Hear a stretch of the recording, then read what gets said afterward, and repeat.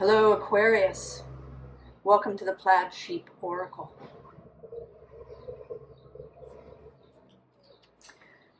The card that came out for you is this Quest card. And I have a sense that you've really been searching for, I believe, for inspiration, for the spark, so that you know where to go now. I don't know that it's necessarily about any kind of big change, that it's about, feeling inspired in life.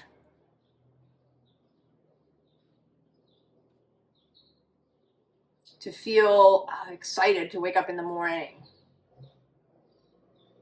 To have a sense of optimism.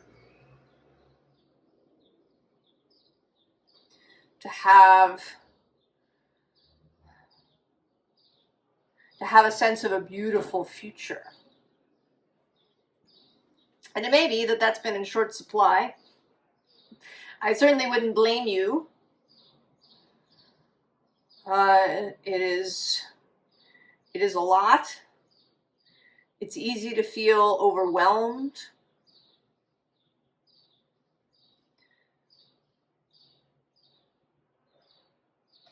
In the current moment. And I think that what you need to do is to change your perception. I think you've been seeing this quest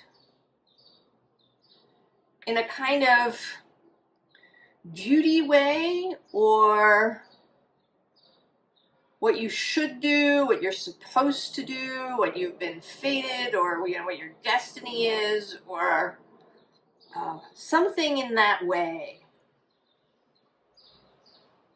Now, when this deck chose itself, the card that was sitting on the top of the pile, and that wanted to come out too as well, is this Doors of Perception. Choices, opportunities, independence, illusions. There's something about seeing things. I'm just noticing right at this very moment that there's a figure here. It's about to go through this door. But this is actually the door that seems to have all the clouds next to it. But it is the first door in the line.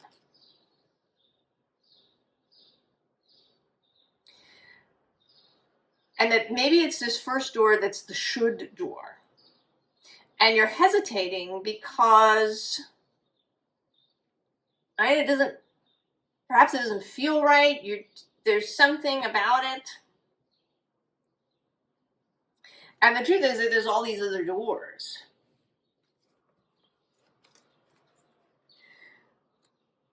That I think you see them. But maybe you don't see them clearly. They all there seems to be something wrong with them. They're not what you should do. Maybe there's a door that's, a selfish door. Or a scary door, or a door that feels sort of overwhelming in some way. The card that's in the visible underlying is this inner magic. It says your vibration is rising, power, increased energy. And we've totally been having that. Just in this year, we reached the solar maximum. The greatest number of solar flares. There's been, not just solar flaring, there's been solar wind. And all of that creates geomagnetic storming. And we can feel all of this even if we don't know it. And you, Aquarius, you are associated with the nervous system of the body. And it may be that you have really been feeling this without knowing it, perhaps. Because I think you can also have a kind of stoic energy.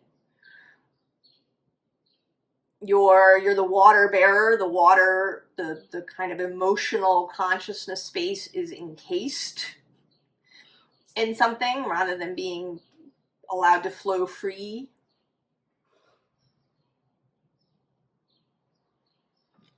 Below this is this multiverse card.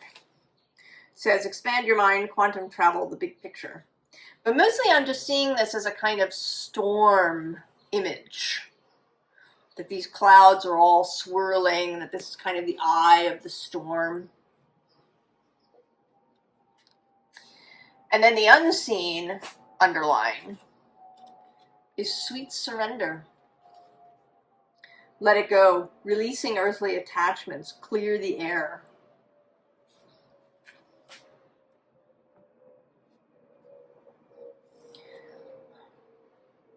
If you have been running around with a real sense of should and supposed to, strong sense of duty, of, maybe even keeping things to yourself. I was actually watching the 1995 or 96 production of Sense and Sensibility. And there's a couple of characters in there. There's both Eleanor Dashwood, the older sister, who, keeps all her feelings really to herself. She's the kind of the rock of the family. She, keeps the books. She has a lot on her shoulders. And then there's also Colonel Brandon, who has a piece of information that he probably, actually there's several people who have pieces of information that they should share, but they keep it to themselves out of a kind of, in some cases, a sense of duty or a sense of requirement. There's this idea that you should keep your promises even if it means that everybody will be miserable. Right? You promised to marry somebody several years ago, and now you don't feel the same, but you should keep that promise, even though you will be miserable and you may in fact make the other person miserable.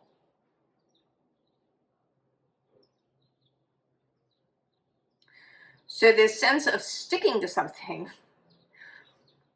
even when it isn't right, and when it's just, it's not going to make things better. It's not going to be supportive. Right? To agree to marry somebody out of a sense of duty will backfire badly, probably. Because you're entering into it with this heavy energy. And the other person is going to know it, even if, they try to avoid knowing it.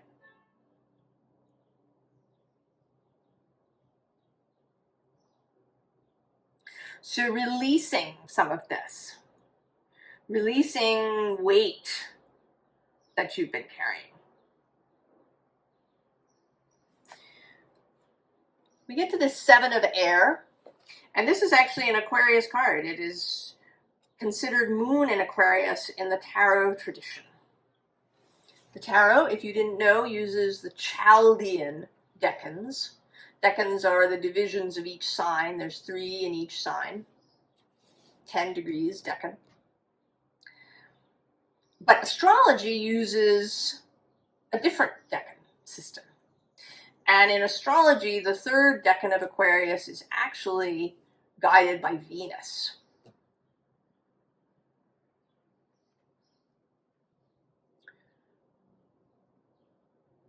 So it seems to me that the moon in this scenario is feeling very heavy. It's like the moon is, you know, the moon in Aquarius, I think, could be rather beautiful or stoic.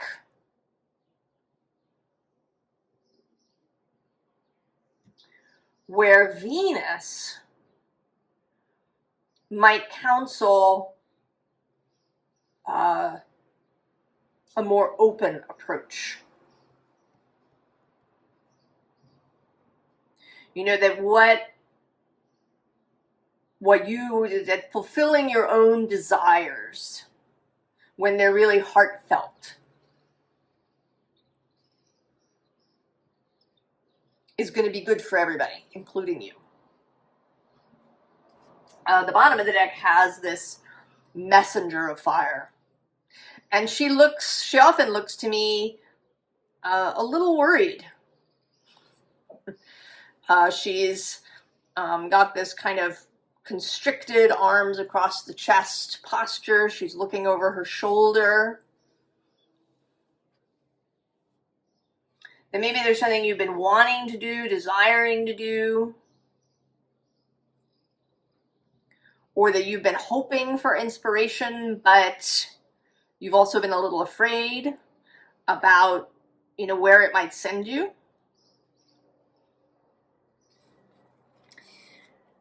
Now then we have the Ace of Water, and right next to it, the Ace of Earth and the Ace of Air. 3 aces. All of this new possibility that seems to be waiting, that's expectant. And the one ace that's missing is the Ace of Fire, the Ace of Wands. So I went looking for it in the deck, and I found it between this 5 of Fire and this 10 of Air. And these both feel like duty. This 5 of Fire who often looks really bored to me. You know, she's kind of a little slumped, and there's all this stuff going on. So there's maybe a bunch of ways that you think you're supposed to act, and they're all here, but none of it is looking interesting or exciting. And then this 10 of Air, this need to keep everything up in the air, to keep all the feathers flying. And that this Ace of Fire is kind of trapped in this should energy. But then we have the Magician. And a little bit later this month, actually on the day of the Scorpio full moon, Mercury will square Pluto from Venus's space of Taurus. Pluto in your sign, only about a half an hour after the peak Scorpio full moon, which, you know, is partly Pluto's space and also squares Aquarius. Now, the full moon won't square Pluto, although it's a natural square from Scorpio to Aquarius. The moon will be at about 22 degrees.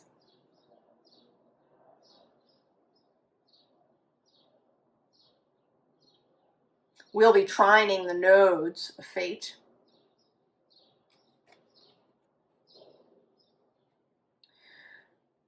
So I think that the messages will be impossible to ignore. Perhaps as we reach the full moon. It may already be happening.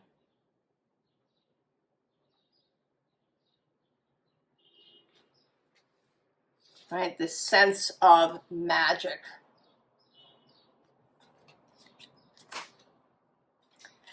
And then the Queen of Earth, Venus, showing up solidly here.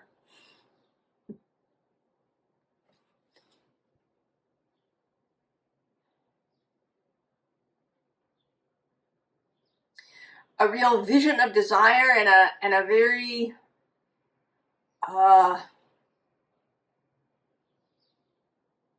don't want to say serious isn't exactly the word that I want. Committed,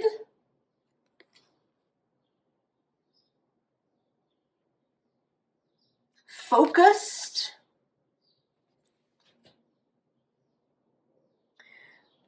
I think that sometime, whether you're watching this when I post it or at some later point, there's going to be an activation. There's going to be an energy, a message that turns your focus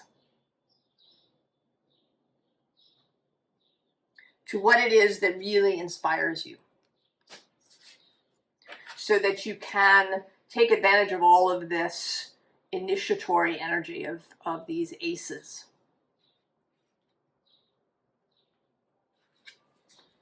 Right, we have this retreat, and right below it is this bear of healing. So it may be that this has been a necessary space, perhaps during all of this rising energy that we've been experiencing. Jupiter moving through Gemini, which is trine your sign. That's also a lot of fast moving, expansive energy that's been available.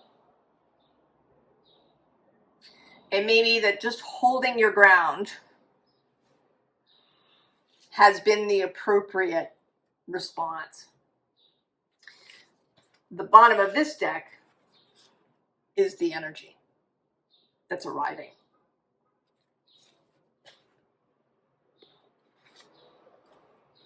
And so we have this letting go, this sweet surrender.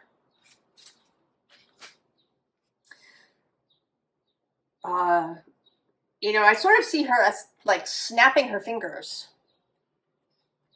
That it's as easy kind of as that.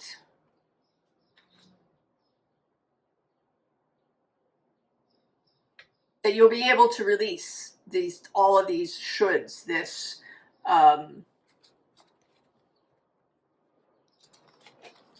this need to keep all the feathers up in the air, yourself, alone. Because then we get activation.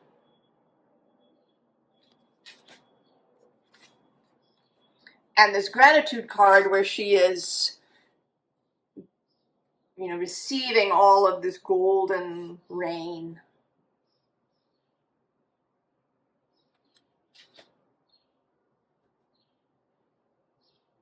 That you will be able to open to what is coming. To feel gratitude and appreciation, rather than having this strong sense of, having to hold your ground and keep things going and do your duty and any of these kinds of things.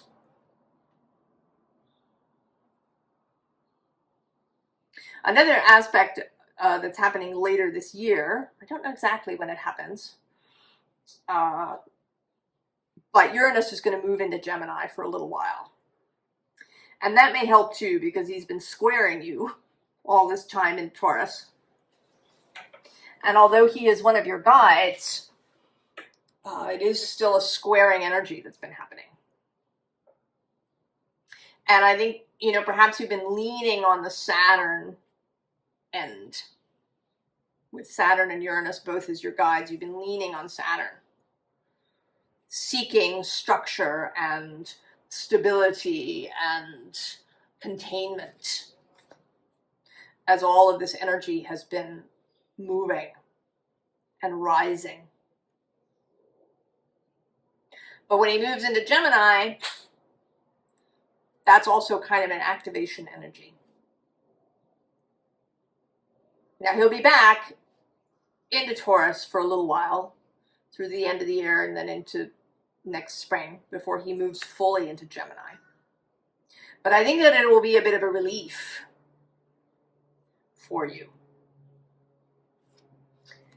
And then we get the Empress, Venus really showing up.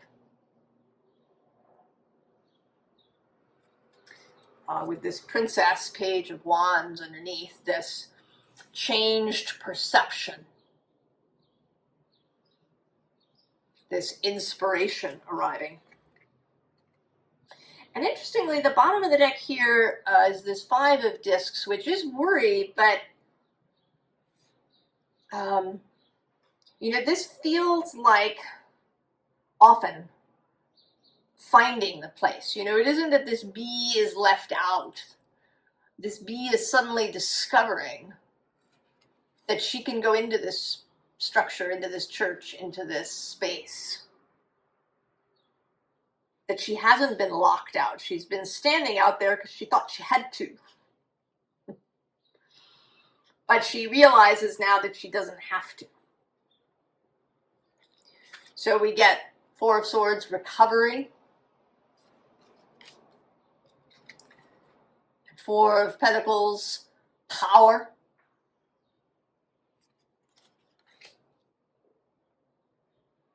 An understanding of these things.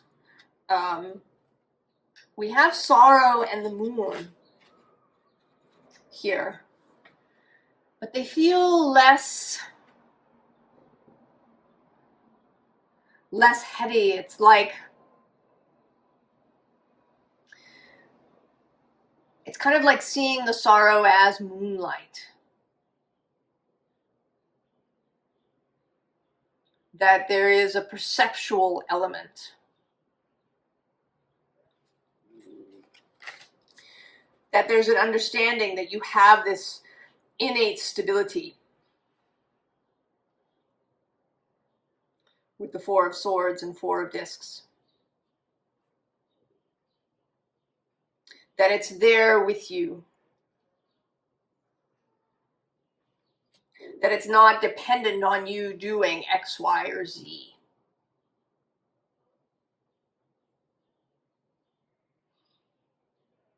That you don't have to, I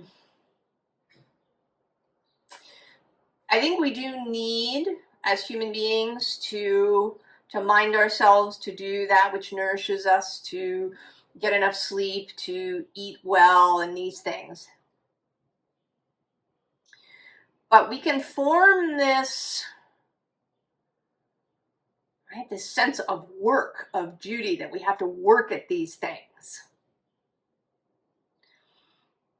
And it doesn't have to be that way. It can be joyful. It can be natural. When we start to move in alignment to our own desires, our own hearts, our own stars, then I think we don't have to, you know, we don't have to work at these things. That we don't have to work at our health. It doesn't need to be hard. It doesn't need to be heavy. It doesn't need to be this weight.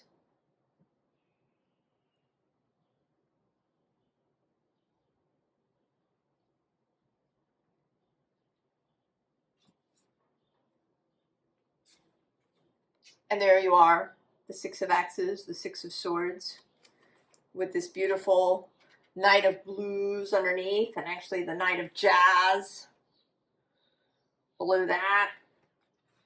And then the Queen of Jazz. And I'm going to go one more with Justice.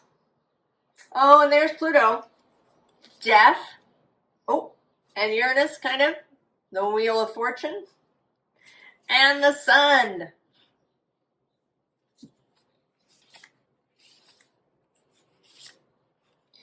So there's all this gorgeous transformative energy, and you just get on your bike and go.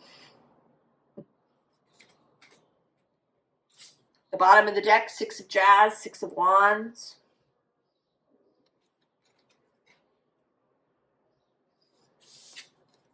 And then the Hermit.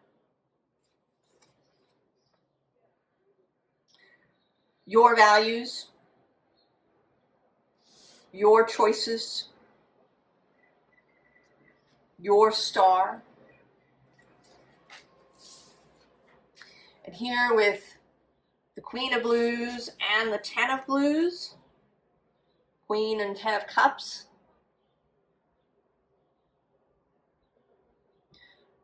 Doing that which your heart desires. Being guided by your heart, by your feelings, by your desires will lead into this fulfillment for everybody. It can feel virtuous to do that which you're supposed to do. I'm the good one. I'm the one that, keeps everybody together. I'm the one that, makes sure that everything is done. I'm the one, right? That can feel virtuous. There's a good feeling that can come with that. A kind of, patting yourself on the back thing. But, it's unfulfilling.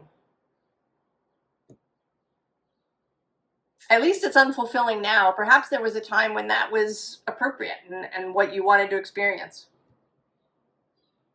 But there's a change now, because there you are, King of Swords, King of Axes.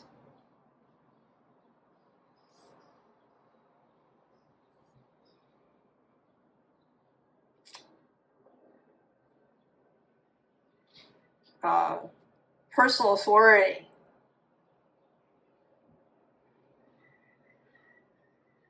You are not beholden.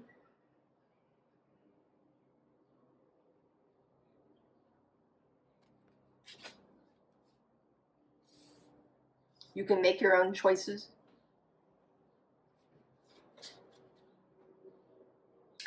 Advice, Aquarius. Well, we start interestingly with denial. And right below it, expansion. And I think there's something that you've been in denial about. Something that you want. Something that calls you. You've been sticking to this kind of prescribed space. Maybe you've been listening to people around you. Maybe you've been doing what you think other people want. Or maybe, people have been telling you what you should be doing and you've been listening. Or society has been telling you what you should be doing and you've been listening. This is the danger half of Aquarius. Groupthink. The Borg rather than the Federation as the two sides of Aquarius.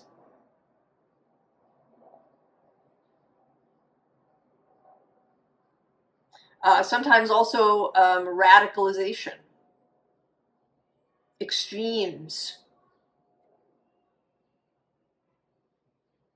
There might be an extreme independence that you've been holding.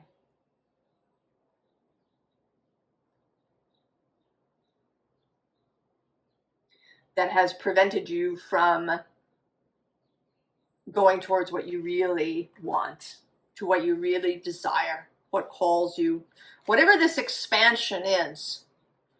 As Jupiter's been moving, trine, it may be that these messages of expansion have been coming in and you've been denying them and ignoring them. Now the bottom has mindfulness. And I usually see this not as the Buddhist concept, but as the opposite of mindlessness. Operating with awareness rather than on autopilot. Making conscious choices rather than allowing the kind of sub-programming to dictate your choices.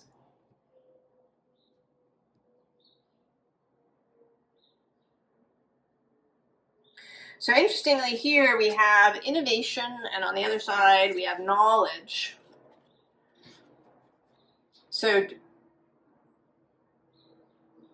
right, the willingness to innovate, to think about doing things differently, and also to be open to new avenues of knowledge. And in between them is indifference. And I think that's been, maybe that's part of the problem. Maybe you've been feigning indifference. Maybe you have been wanting. Maybe this is another possibility. Not radical independence, but radical indifference.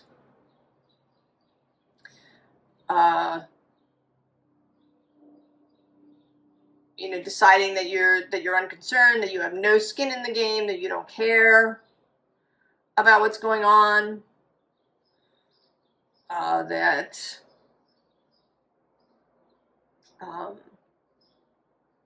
Maybe that it is that you're, kind of going to do your own thing over here in the corner when what your heart is calling you to is some sort of collaboration.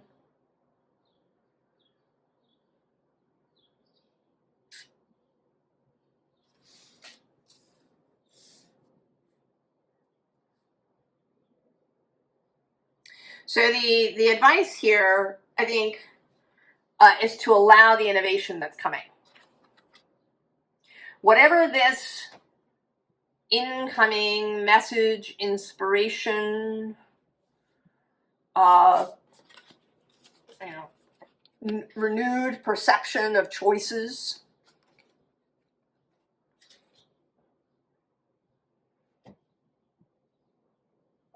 to allow it. To be more open, to be open to change, to be open to radical change, to be open to seeing responsibility differently.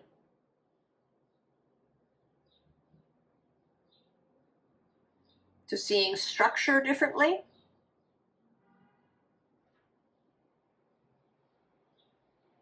Whether you live in a kind of very dutiful, I'm going to do all the things for people around me, I'm going to be the responsible one, or if you're over here in the extreme rebel camp of, I am in resistance to everything, or hyper independent, I am going to be absolutely, no one will be bothered by me, I will take care of myself completely. Whatever it is that's been holding you in this space is going to receive a jolt. And the advice essentially is to allow it.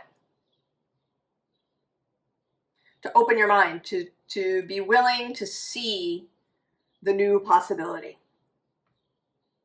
To be willing to take a different course than you have up until this point. One that is more joyful, more flexible, more infused with consciousness and emotion.